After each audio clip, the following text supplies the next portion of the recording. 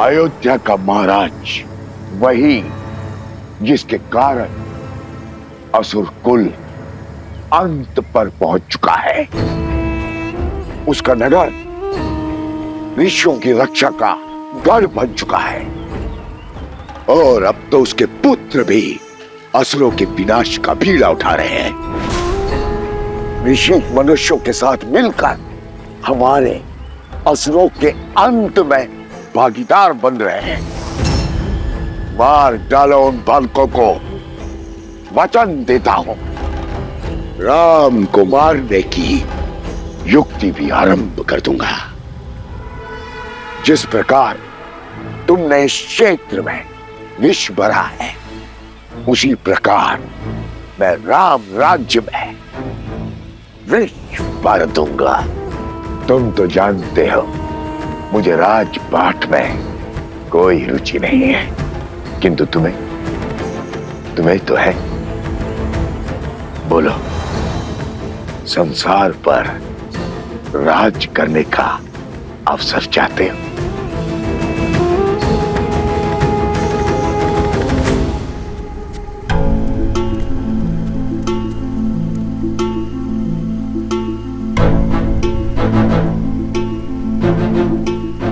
भगवान वाल्मीकि ने हमें यहाँ अकारण नहीं भेजा है। मैं यहाँ अपने मन की शांति खोजने आई थी, किंतु मिली यहाँ के गांव वालों के कष्टों की अशांति।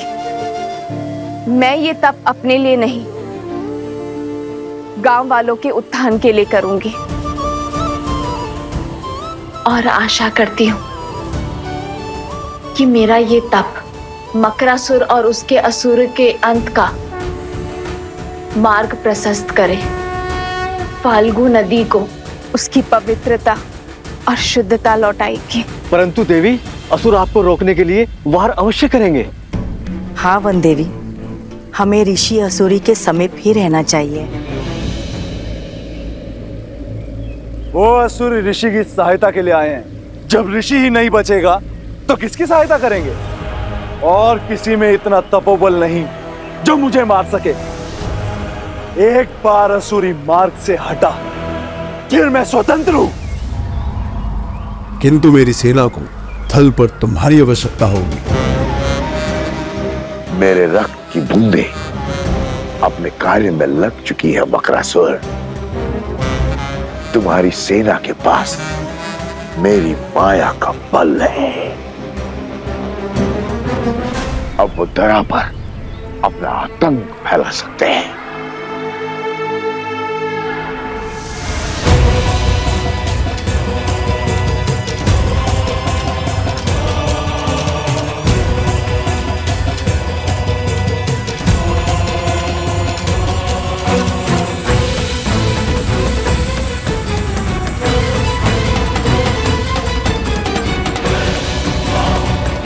जाओ, अंत कर दो उस ऋषि का। धर्म पर अधर्म की जीत का समय आ चुका है।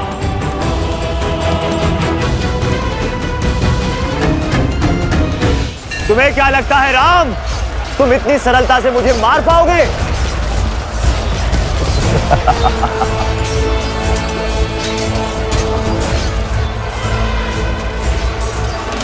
अर्थात चंद्रबाहु की पत्नी का तप भंग नहीं हुआ है।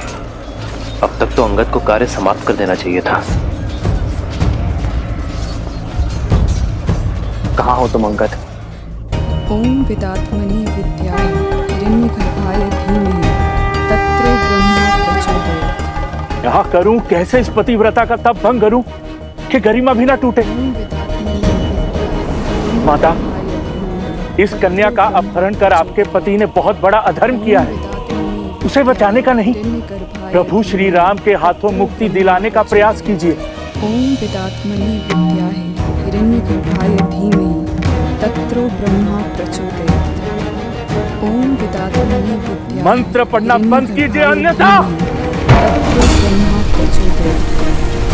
ओम विदात्मनि विद्याय हिरण्यगर्भाय धीमहि तत्रो ब्रह्मा प्रचोदयात्। ओम विदात्मनि यदि आप ना रुकी तो अगला बार धरा पर नहीं होगा। ओम विदात्मनि विद्याय हिरण्यगर्भाय धीमहि तत्रो ब्रह्मा प्रचोदयात्। ॐ विदात्मने विद्याय हिरण्यगर्भाय धीमहि तत्रो ब्रह्मा प्रचोदयात्। ॐ विदात्मने विद्याय हिरण्यगर्भाय धीमहि तत्रो ब्रह्मा प्रचोदयात्।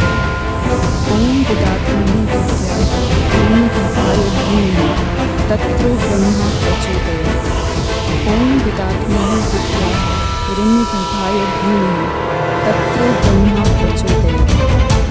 ॐ विदात्मने विद्याय हिरण्यगर्भाय धीमहि तत्रो ब्रह्मा प्रचोदयात्। ॐ विदात्मने विद्याय हिरण्यगर्भाय धीमहि तत्रो ब्रह्मा प्रचोदयात्। ॐ विदात्मने विद्याय हिरण्यगर्भाय धीमहि। माता के लिए पुत्रों के संरक्षण से बड़ा कोई सुरक्षा कवच हो ही नहीं सकता। माता, आप निर्भीक होकर अपना तप आरंभ करें। माता, हम आपकी रक्षा करने के लिए सज हैं। जब तक आपका तप पूरा नहीं हो जाता, हम बनेंगे आपकी ढाल। और मेरे तप का अंत होते ही मुझे उस वन्य वृषभ की पूरी कथा सुननी है।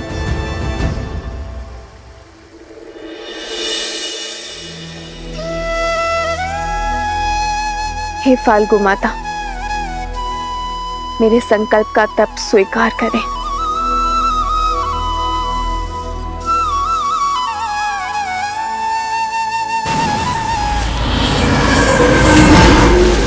वो देखो, मकरासुर की सेना आ गई है।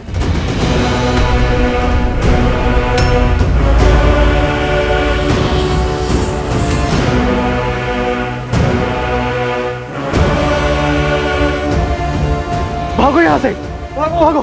गुरु माँ, वृक्ष के पीछे जाइए, शीघ्र कीजिए। मंदरी, मैंने संकल्प लिया है, जब तक मेरा तप पूर्ण नहीं होगा मैं यहाँ से नहीं हिलूंगी। आप सब जाइए। जाइए जाइए, जल्दी जाइए।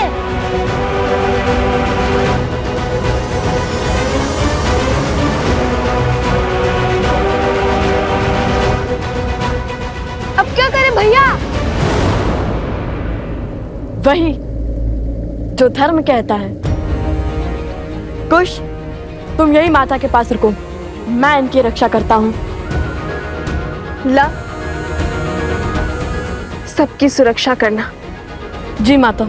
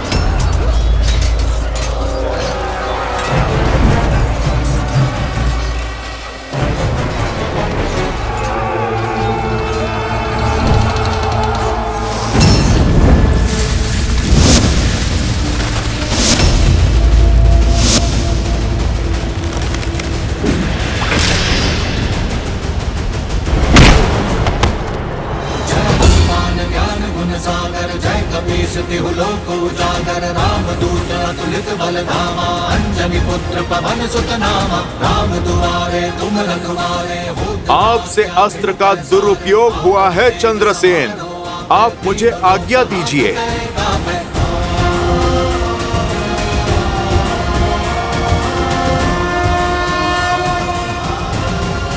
जय श्री राम।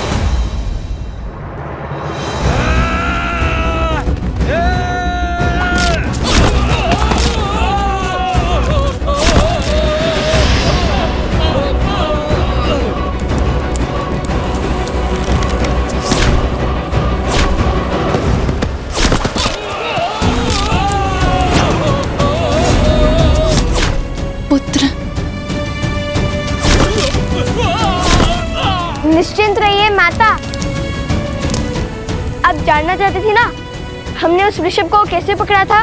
अब मैं बोलकर नहीं, कर कर दिखाऊंगा।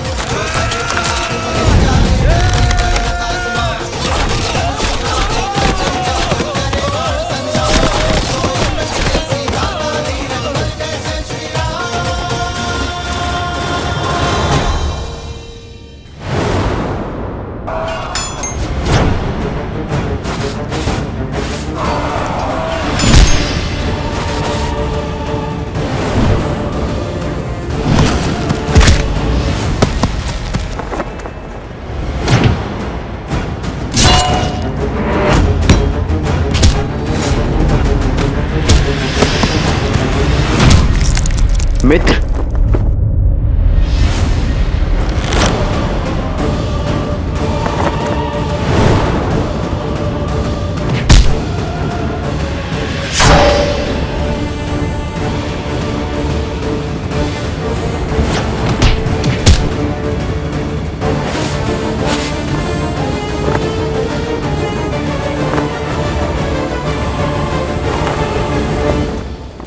कुश, ऋषिवर की रक्षा करो, मैं सुरक्षित हूँ। किंतु माता, भैया का आज्ञा था कि। भैया की आज्ञा नहीं, अपनी माता के आदेश का पालन करो। ऋषिवर की रक्षा करो और अपने मित्रों को बचाओ। अपनों से पहले अपने लोगों की रक्षा करना तुम्हारा दायित्व है। जाओ।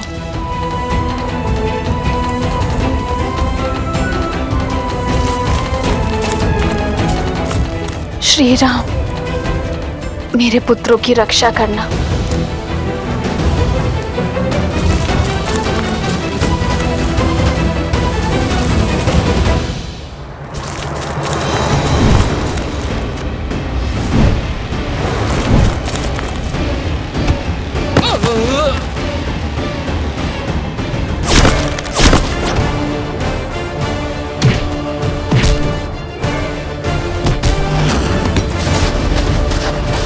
मुझ तक पहुंचना ही दुर्लभ है वानर। जय श्री राम।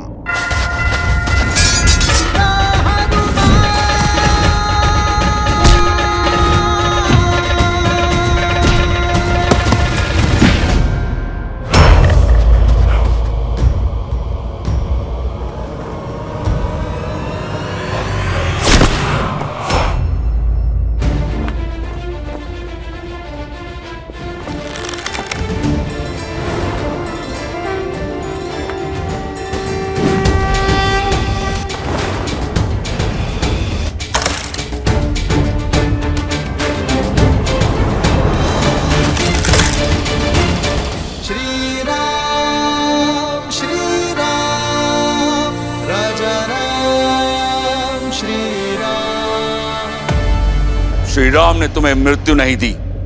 जानते हो क्यों? क्योंकि तुम्हारा अंत मेरे हाथों होगा।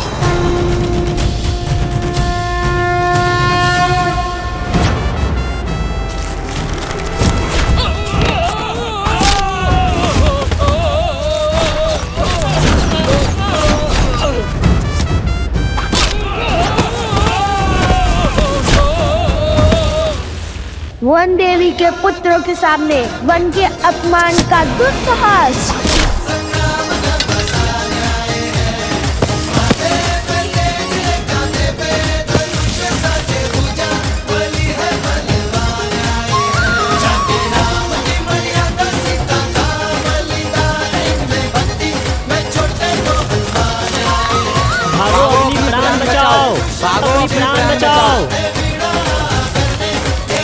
अरे भाग पा रहे हो, रुको।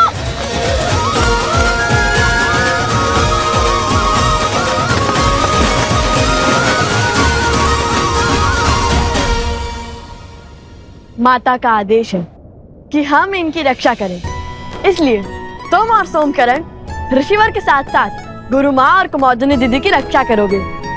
मैं और जादूकरण नदी के तट पर दृष्टि रखेंगे। जो आज्ञा भैया। जादूकरण चलो।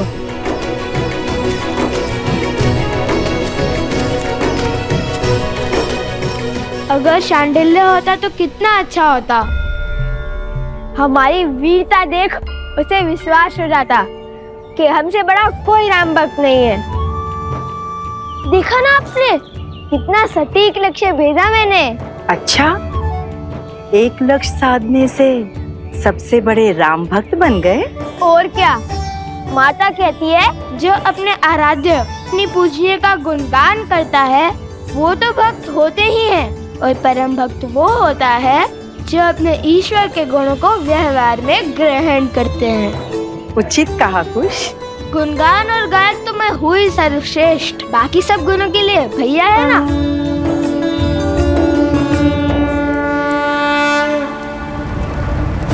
माता अभी भी तप कर रही है और जल अभी भी अशुद्ध है, अर्थात मकरासुर अभी भी भीतर है, ठीक मकर ध्वज की भांति। मकर ध्वज? हाँ, मकर ध्वज। सुनाऊं इसकी कथा? हाँ, सागर का रक्षक मकर ध्वज, आधा वानर आधा मकर, जिसे केवल श्री राम के भक्त हनुमान हरा सकते थे। और कहानी का विचित्र मोड़ जानते हो? वह साक्षात हनुमान जी के पुत्र थे। किसके पुत्र हो तुम? आप मेरे पिता हैं। उनके श्वेत एक मगरमच्छी ने खा लिया था, ऐसे उत्पन्न हुआ मकर ध्वज। वैसे भी मैं और लव भैया कौन सा हनुमान जी से कम है? हम भी तो राम जी के परम भक्त हैं। और वैसे हो सकता है ये मकरासुर मेरा या लव भैया का पुत्र हो।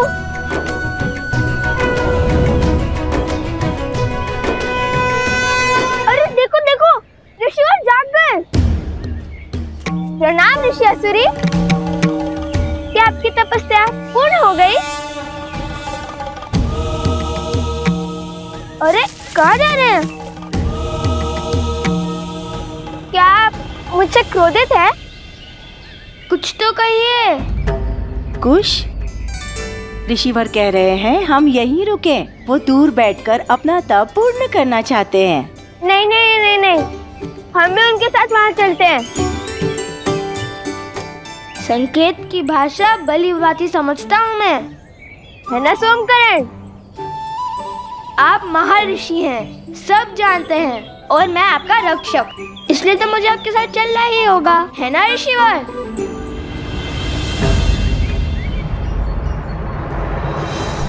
वर्षों से तप में लगा हूं। आंधी, बाढ़, असुर भी मेरे तप को तोड़ने में सक्षम नहीं हुए, किंतु तुम उनसे भी अधिक शक्तिशाली हो।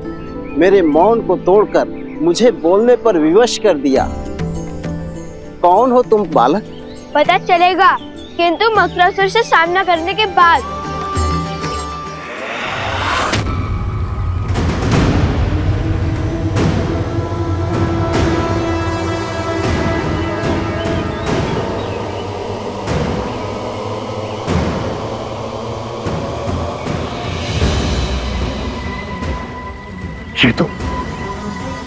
ये तो मानव का रक्त नहीं है। जानता हूं मैं, ये मेरे राक्षसों का लहू है।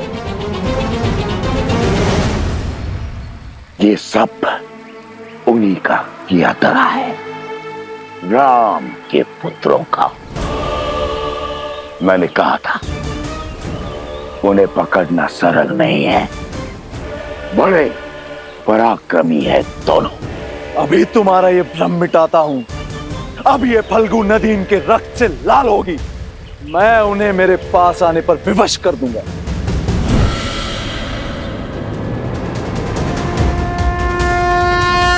सिया राम।